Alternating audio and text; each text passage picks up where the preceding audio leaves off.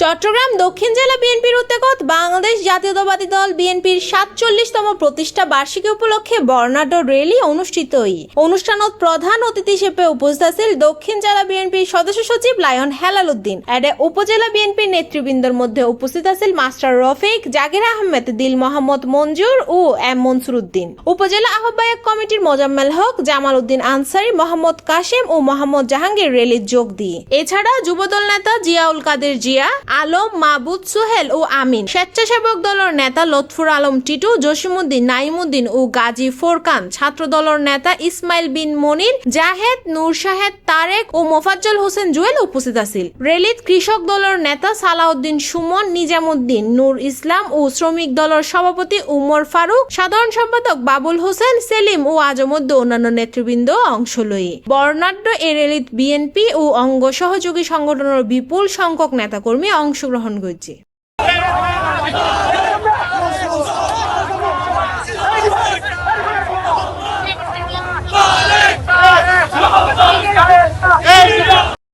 CNTV news, Chittagong.